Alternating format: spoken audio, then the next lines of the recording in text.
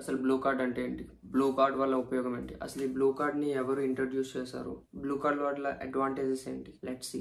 నార్మల్గా ఫుట్బాల్ మ్యాచెస్లో 2 కార్డ్స్ ఉంటాయి. ఒకటి ఎల్లో కార్డ్, ఇంకొకటి రెడ్ కార్డ్. ప్లేయర్ చేసిన ఫౌల్ బట్టి ఏదైనా ఎల్లో కార్డ్ ఆర్ రెడ్ కార్డ్ని ప్లేయర్స్కి ఇస్తూ ఉంటారు. చిన్న ఫౌల్ చేస్తే ఎల్లో కార్డ్, సివియర్ ఫౌల్ చేస్తే రెడ్ కార్డ్ అని.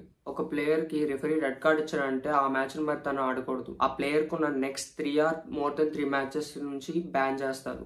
ఒకే మ్యాచ్లో ఒక ప్లేయర్కి 2 ఎల్లో కార్డ్స్ వచ్చాయంటే అది ఒక రెడ్ కార్డ్తో సమానం. ఇదంతా ఓకే, కానీ బ్లూ కార్డ్ ఏంటి? బ్లూ కార్డ్ అంటే ఎల్లో కార్డ్కి రెడ్ కార్డ్కి మధ్యలోది. అంటే ఫౌల్ యొక్క సివియారిటీ ఎల్లో కార్డ్ ఇచ్చినంత అంత తక్కువ సివియర్గా లేదు, రెడ్ కార్డ్ ఇచ్చేంత ఎక్కువ సివియర్గా లేదు, మిడిల్లో ఉంది. అప్పుడు ఆ ప్లేయర్కి బ్లూ కార్డ్ ఇస్తారు. ఒక ప్లేయర్కి రిఫరీ బ్లూ కార్డ్ ఇవ్వడం వల్ల ఆ మ్యాచ్ నుంచి 10 మినిట్స్ తను బయటకు వెళ్ళాలి.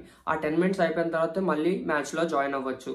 అదే బ్లూ కార్డ్స్ 2 ఇచ్చారంటే అది కూడా సేమ్ ఒక రెడ్ కార్డ్తో సమానం. ఒక ప్లేయర్కి ఒక మ్యాచ్లో బ్లూ కార్డ్ వస్తే తన నెక్స్ట్ మ్యాచ్కి తను బ్యాన్ అయ్యే ఛాన్సెస్ కూడా ఉంటాయి. ఈ బ్లూ కార్డ్ని ఫుట్బాల్ మ్యాచ్లోకి ఇంట్రడ్యూస్ చేసింది international football association board members.